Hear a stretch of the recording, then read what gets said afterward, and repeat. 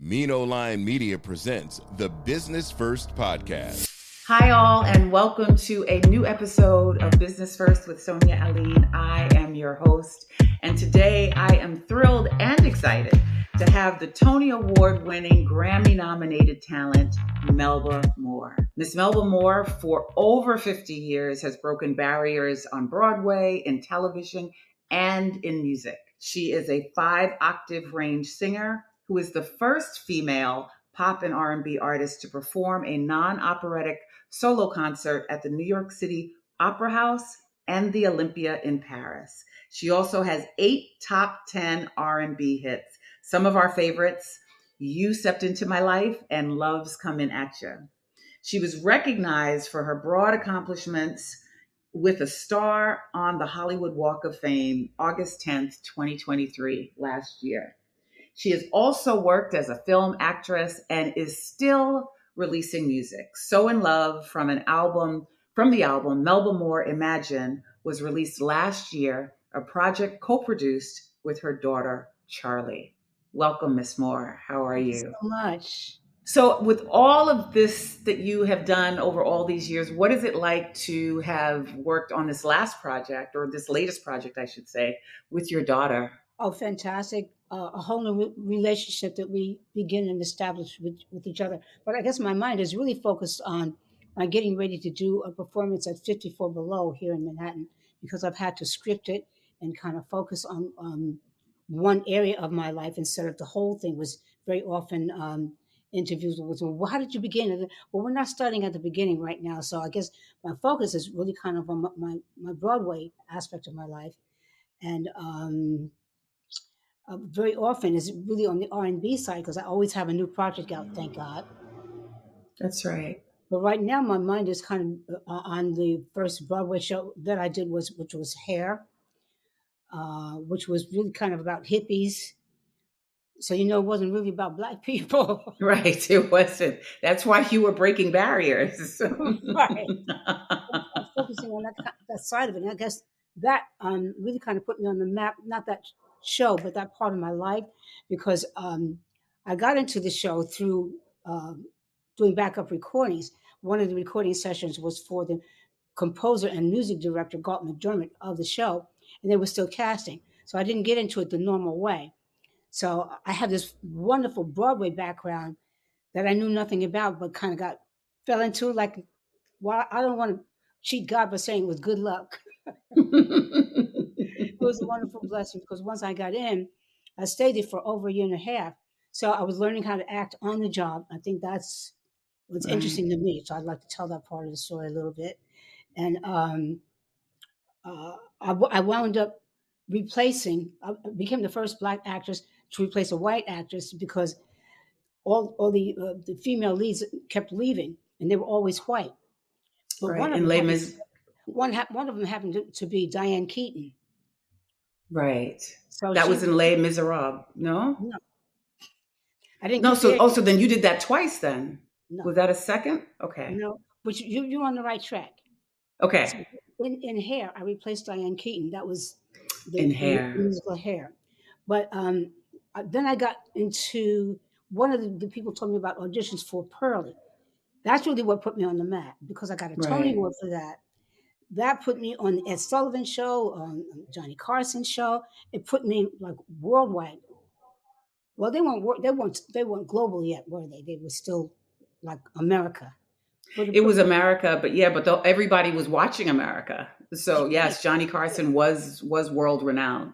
Yes, I would say Ed Sullivan, and Flip Wilson was like huge. Yeah. And I got to do a lot of his shows. But that was as a result really of getting a Tony Award from Pearly.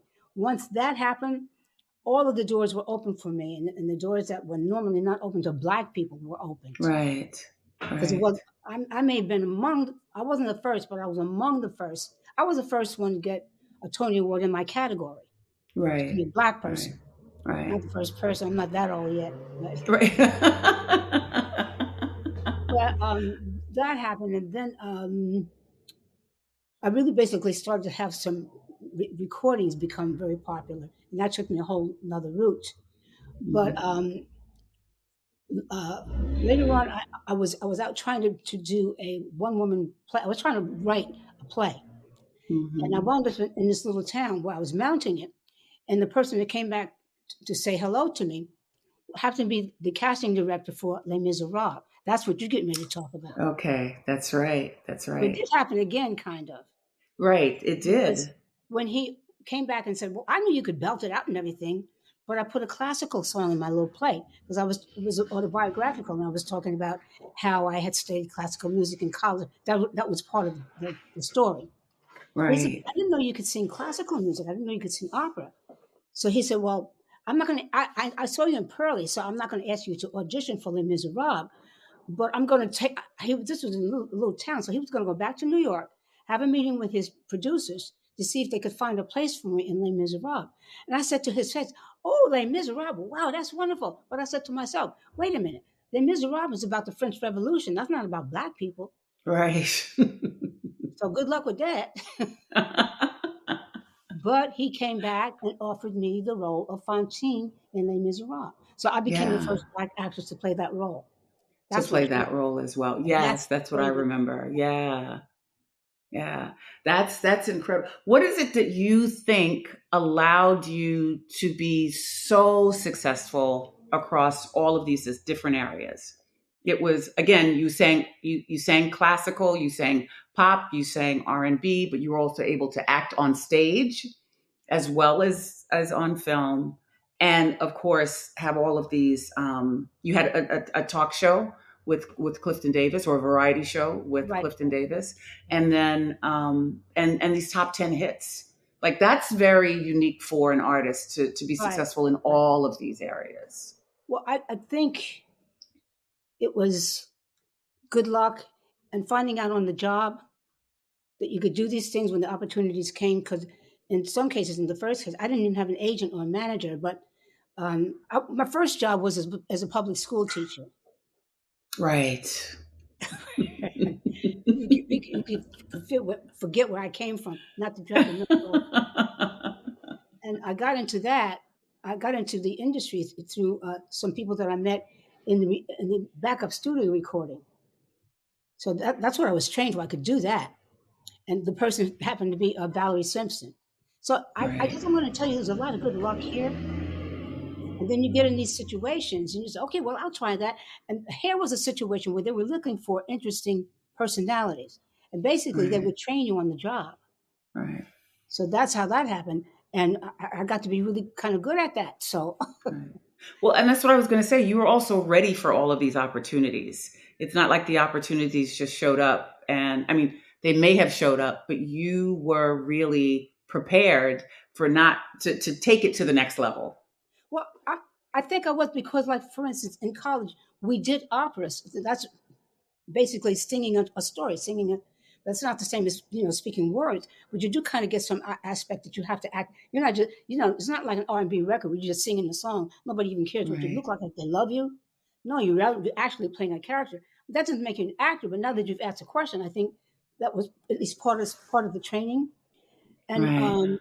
then I really did some got some good basic training in hair by Tom O'Horgan because he did what they used to call they probably still call it that. I'm just in other areas, so I don't know, but experimental theater. So they would Right. actually do acting exercises with us and uh, um, actually kind of train us in some of the aspects of acting. So Mhm. they really meant to teach us on the job because they knew they were hiring people who had interesting talents and interesting personalities. And Tom O'Horgan, he did experimental theater. I never get a chance to think about these things, but you're asking the question. Right. So I think while I was in hair, I was getting preparation for being Yeah. an actor. Mhm. And then I think for Pearlie, what happened was, see, my mother was a professional singer, so I had it in my genes. My natural father is Teddy Hill. He was a big band leader, so Mhm. it was in my genes. But she married. My mother married a musician, so then when she did that, he had children. So I was an only child first, but then I had a sister and a brother. So there's this communication, and we all studied piano. So now I'm a musician. Then I teach it, and so there's an understanding of the music innately and technically. Right. Then you have a little bit of training. But I think the reason why I got the role in Pearly was because I was trying to say that my mother was away all the time, but I was raised by an orphan, illiterate, domestic worker.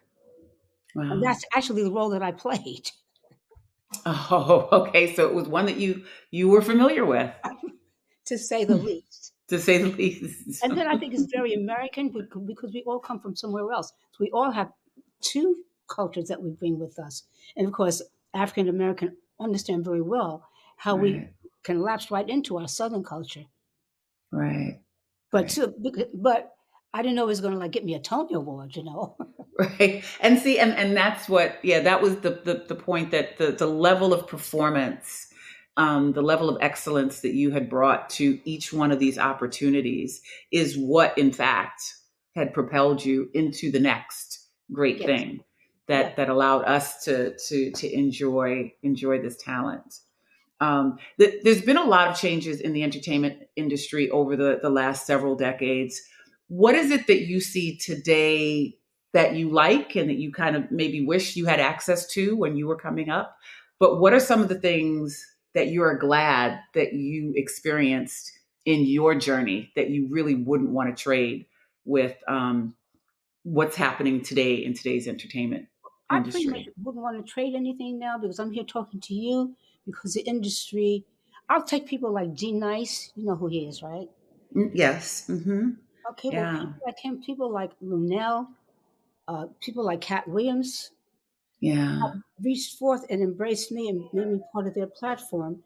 Like my daughter uh, produced this album, so she brought new ideas and new music to help me see who I am and what I am now in this community. And so there's nothing I lack for or miss for because I can still continue to mature. And there was a period, like, you know, like if you weren't a certain age in this industry, you didn't know where to go because it's Yeah. youth oriented. But it's supposed to be the new music's supposed to be by the young people and for the young people, and they should be Yeah. the new audiences. They're the new gatekeepers. Yeah. So, but Yeah. what we had to do was make a place for all the rest of society. Then you don't throw that away. But Right. we do that now. So I don't miss anything because I'm here connecting with you with who I am right now. I don't have to try to be 20 years old. And as you mentioned, people like Cat Williams and D Nice and Lunel, as well as, social media. TikTok has Yes, yes, introduced you to, yes, new yes. audiences that are excited to celebrate you. And how does that make you feel? Well, it made me feel really good that I'm a patient person because we've been trying to get a handle on the internet for the last 20 years. And when I was trying to make the transition, all these things weren't quite in place yet. And so I would have been thrown away, except my partner, Ron Richardson, was making the adjustments on that side of it, really focusing on that side and making the adjustments. So he's really good at social media now. And if you don't have that, I don't care how great you are, you're not going to get out to the public. You don't have the same mechanisms anywhere. So I've been able to, through the aid of other people's talents, make the transitions. And so you are getting ready to do an encore performance at 54 Below. I saw I think it was in May, but it was early this year. I was in the audience and among the people who enjoyed your sold out performance. Oh, thank What are you. you, what are you looking forward to with this upcoming performance at 54 Below? Would to say thank you. I must have did something back because you guys invited me back. And I got some feedback um, about the different orders of the songs, and quite a few people said they would like to hear some more of my hit recordings because I really tried to focus on the Broadway and the theater side of it. But they said we want to hear some of those too, so I've included some of those. All right, all right. What advice do you offer to the entertainment business is a difficult business to navigate, and so what advice do you offer to young people or younger people or just people who are trying to enter at this point in terms of how to manage their career, how to optimize their career, and how to thrive in today's environment? Well, I think you really have to know how to navigate the internet. And depending on what your talent is, you have to figure out how to target your audience the way we do it now. But I think the first thing is to really be good at what you do. When I say good at it, do it as well as you know how to do it, learn it, get up and get out and do it so that you really are comfortable at it and let people give you feedback. I mean, it's hard to take criticism. I hate it. But let people tell you how you're doing. I'm going to do everything you can to always keep up doing it so it stays flexible and doable and fresh. And I guess, have people tell you what's going on around you so you can see there are a variety of communities that you can choose to be a part of now. So see, is there a place where you fit? I remember, I think I'm so diverse now because I didn't fit nowhere. Yeah. And I couldn't say, well, you got to take me. But what I would do is go and say, well, see, can I do that? Can I try that? And I think that developed kind of a diversity for me. And but if you have one way, that's your gift. Don't stop because you can't do everything for everybody. I don't know. I think you have to have a lot of courage to just keep trying. First of all, I mean, start off with that attitude. If things don't work out, you're not going to give up. That's the first thing. And I'm not sure I have great advice. I think these days things have changed so much. I need to listen to what some other people are saying. But very often they'll say, well, what advice do you have? But I will say, well, what are you doing? Then I can tell you what I think you should do for what you want to do. For that particular thing. Yeah, your ability to be diversified and to be able to push through challenges is what Cat Williams said on his interview, that very popular interview on Club Shay Shay, about why he and that he talked about a lot of people. He had amazing things to say. He had a lot of interesting perspectives, but had great things to say about you. But he didn't know you and you didn't know him. No. But he had whatever research he had done and what he had learned about you had really moved him to where he wanted to sponsor your star on the Walk of Fame. And so what was that connection when you finally met with him? What was that like? And how did you feel? I watched some of his work and I was like, oh my God, he's an athlete. First of all, because when people are so funny, very often, like, I don't know if it's a good example to give as Beyonce, for instance, because she's so beautiful and her records are so strong and everything.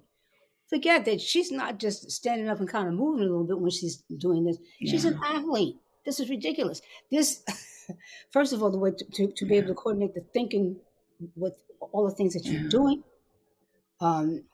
it's a whole separate discipline for dance and movement. Right. And Cat is an athlete. He's what I call a physical comic. Right. But then I guess we could learn from that interview. He's also a genius. Mm-hmm. Yes, he is. Intellectually, he said, okay, you get this next week when you think about this because I'm too fast for you. And right. So to look at those things and then try to think, well, oh my goodness, how I kind of stammered when I try to think of what he must have thought of me. Maybe because I'm not really looking at myself. And then with the star, I had to try to kind of focus and understand what that was because other people really did the physical making it happen. But then now I'm there. And so I have to understand this and respect all the different things that people brought to it. And it made me kind of look at what I've done to now and see, okay, I think, you know what? I think I'm a person of ethics. I think regardless of how small or big something is, maybe it's why I wasn't focused on the star. I'm trying to bring my best to it. And sometimes they're not, to other people, they're not important. They're not big things. Right. But I think they help to make the whole person so that God gives you opportunities like I was just saying about some of the theatrical things I've had opportunity to do. I mean, before I had a manager or an agent or anything. And it's not because you're so talented, because you don't even know where to go to show people your talent. I wouldn't even know where to go to audition for hair. Yeah. So I think there maybe Cat is another person that I saw as a person that's a whole entity of spirituality that exhibits these talents in ways, and then he might see something in you that he can connect to that I hope is similar. Yeah. Well, you bring up a really important point that I think that happens in our community a lot is that, and across industry, is that we're always focusing on the work. We're so focused on making sure that the work is getting done that we take very little time to sit back and acknowledge what we've done. Like we're quick to, even in this, right? Even in this question, the first thing you did was laud Cat Williams. You talked about how great he was. And so I think sometimes it has been difficult for us to sit back and look at ourselves and say, yes, I'm wonderful. And yes, I deserve this. And yes, I did work hard and I am talented. And Yeah. do you find it difficult to say all those things to yourself? No, because you're giving me the opportunity to say it now. There's a place to say it. If I wasn't doing this, I'd be doing something else focused on work or right. I didn't even take time to see a lot of the different artists that are out there. But I took time to see Cat and I said, oh my God, he's amazing. Yeah. So because you're focused on the work. That was a good point. Right. Wow. And so what other projects or what do you see yourself doing next? Or what would you like to do next? First of all, is there anything that you haven't done that you would like to accomplish? I haven't been consistent at putting out things, recordings, yes. Okay. But I realized because of my acting opportunities came in such kind of interesting ways, I think what I need to do is create some pieces like I'm doing, for instance, 54. But this will only be the second time I've done it. So I need to put it up somewhere, like in a residency, and actually do it and work it out and develop it into a piece. So I can see what it is I'm supposed to be as an actress. And not continue to rely on accidents, because I don't know what it is. I think it should be comedy. Wow. Is that what you'd like to do next? That's what I get a Tony Award for, so I think I should try that. Right. Wow. Because I'm obviously good at that. Well, at least if somebody else writes it. Right. Your delivery is good. Yeah. Now let's see. Of course, I love comedy. Not of course, but I love comedy. I think that I'm naturally humorous. So I would look in that direction for myself. Right. Okay. And are you going to continue to do more projects with your daughter? Is she now moving? Yeah. Well, she grew up in the business. Yes. But it's so different to see her as my executive producer, my boss. Now you have to listen to her. She gets to give you orders. Yeah. Well, actually, she's so respectful and everything. I have to encourage her to give me orders. Oh, wow. That's nice. Yes, she has to do that. That's technically what you're supposed to do. Yeah. It's wonderful. Well, we appreciate you stopping by, and because I know your schedule is very busy. We look forward to seeing you at 54 Below. And we can follow you on, is it melbamore.com? What are your handles on social media? Melba One More, I think, is Instagram, and melbamore.com is my website. So after 54 Below, are you considering any tours or any other showcases? I'm on tour, yeah. Okay. A bunch of live, R&B or concert tours. Okay. I've been invited to come to New Jersey PAC, some individual dates with different artists. I'm going to Paris in February to do concert. Wow. So I'm going to be doing what I always do, but I want to try to expand that and get back into some acting and some theater. Well, we look forward to seeing you. And when all of those things happen, we look forward to having you back to talk about them some more. Thank you so much. Thank you so much for all that you've done. Congratulations on the accolades and how you're being celebrated. We are so grateful to have you here. Thank you for being here today. It's such a pleasure. Thank you. Thank you.